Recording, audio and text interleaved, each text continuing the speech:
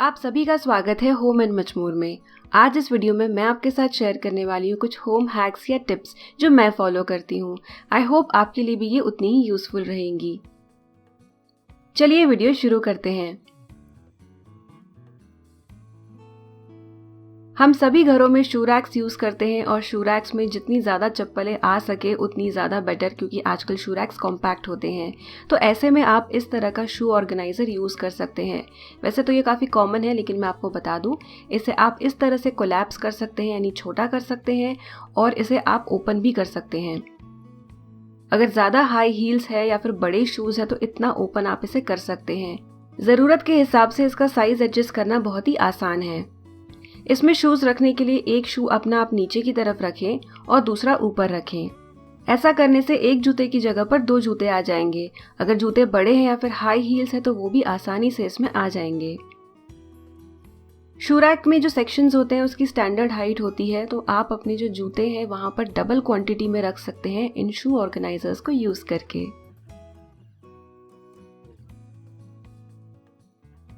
हमें सिरहाने जो भी चीज़ें चाहिए होती है वो हम साइड में एक टेबल पर रखते हैं, एक बेड साइड टेबल पर या किसी चीज़ में। अब एक बहुत कॉमन यूज़ होने वाली चीज़ है चार्जर्स। तो अलग अलग तरह के चार्जर्स होते हैं, फ़ोन के ही नहीं, हीटिंग बैग के या सिमिलर चीज़ों के।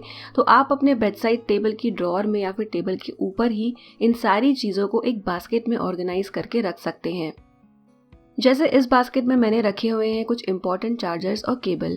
इसमें फ़ोन का चार्जर है, हीटिंग बैग का चार्जर है, साथ में वैक्यूम क्लीनर का भी चार्जर रखा हुआ है, और इन सब को बांधने के लिए मैंने केबल टाई भी यूज़ की है। इस तरह से आपके चार्जर्स हैंडी भी रहेंगे, जब आपको चाहिए आपके लिए अवेलेबल होंगे, और साथ में ऑर्गेनाइज्ड भी होंगे।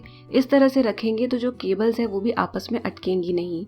तो इन्हें रखने के लिए आप कोई भी बास्केट यूज़ कर सकते हैं जो आपके पास अवेलेबल हो।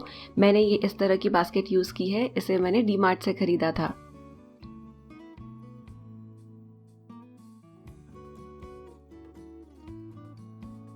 अगली जो मैं आपको बात बताने वाली हूँ ये टिप से ज़्यादा वर्ड ऑफ कॉशन है। तो ये ड्रेनेक्स है। अलग अलग ब्रांड के ड्रेन क्लीनर्स आते हैं जिन्हें यूज़ करते टाइम बहुत ध्यान रखना होता है कि जब भी आप इसे यूज़ कर रहे हैं ड्रेन के लिए, फिर वो किचन का हो या बाथरूम का हो, जो भी मेटल का सरफेस है या फिर आसपास का सरफेस है उससे ये टच नहीं होना चाहिए।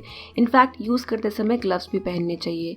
अगर आधा अधूरा रखा हुआ आप इसे अपने काउंटर पर रख देंगे तो प्रॉब्लम हो सकती है। इस तरह के ड्रेन क्लीनर्स में जो केमिकल होता है बहुत हार्श होता है। तो जैसे यहाँ पर ये गलती से गिर गया था तो एक अजीब सा दाग यहाँ पर पड़ गया है और बहुत रफ टू टच है। इसीलिए आप इसे या तो पूरा एक समय पर यूज़ कर ले या फिर यूज़ करने के बीच में साइड में आपको रखना है कट करने के बाद, तो किसी प्लास्टिक के ढक्कन पर या किसी भी ऐसी प्लेट पर आप रखें जो आपको काम में नहीं आने वाली है, या ख़राब हो जाए तो भी कोई प्रॉब्लम नहीं है।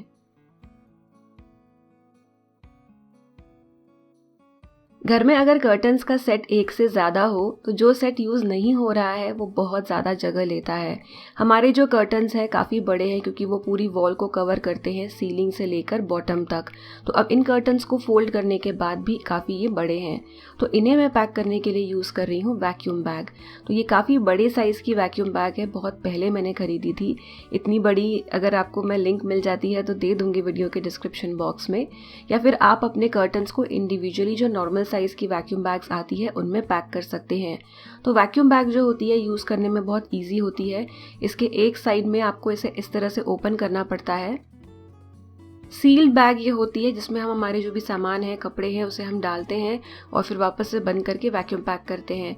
तो यहाँ पर ये जो बड़े बड़े कर्टन्स हैं जिन्हें ऑलरेडी काफ़ी छोटा फोल्ड किया है वो मैं यहाँ पर डाल रही हूँ। मैं चारों के चारों कर्टन्स एक ही बैग में डाल रही हूँ क्योंकि ये बैग काफ़ी बड़ी है। वैक्यूम बैग में इस तरह के बड़े कर्टन्स, ब्लैंकेट्स या फिर कोई भी चीज़ जो आप फिलहाल यूज़ नहीं कर रहे हैं वो आप पैक कर सकते हैं। पिलोज़ भी आप वैक्यूम बैग में पैक कर सकते हैं क्योंकि पिलोज़ अदरवाइज़ बहुत जगह लेते हैं। इसमें एक क्लिप आती है जिसे प्रेस करके इसे हम सील कर सकते हैं। तो मैं क्लिप को प्रेस करके बैग को सील कर रही हूँ ताकि ये अच्छे से बंद हो जाए। यहाँ पर ऊपर एक ढक्कन दिया गया है जहाँ से इसे वैक्यूम पैक कर सकते हैं। अगर आपके पास वैक्यूम क्लीनर नहीं है तो इस तरह की बैग्स का सेट खरीदे जिनके साथ एक मैनुअल पंप आता है। तो उस पंप को यूज़ करके भी आप वैक्यूम बैग्स को सील कर सकते हैं। तो आजकल बैग्स के साथ पंप का कॉम्बिनेशन बहुत कॉमन हो गया है। और आप देख सकते हैं कि जो कर्टन्स हैं श्रिंक होते जा रहे हैं और कंपेयर टू जितना इनका एक्चुअल वॉल्यूम था, जो साइज़ था, ये अब काफ़ी कम जगह लेंगे। इस तरह से इन्हें पैक करके आप कम जगह में स्टोर कर सकते हैं।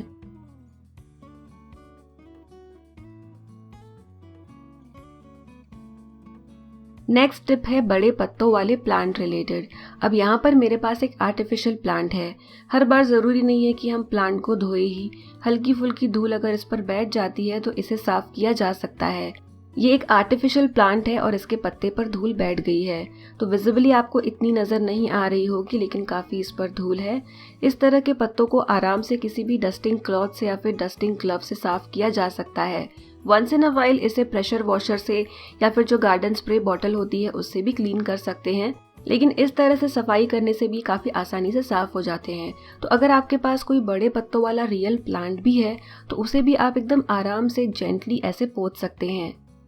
घर में आर्टिफिशियल या फिर रियल प्लांट्स तो अच्छे लगते ही है, लेकिन उन्हें मेंटेन रखना भी उतना ही इम्पोर्टेंट होता है।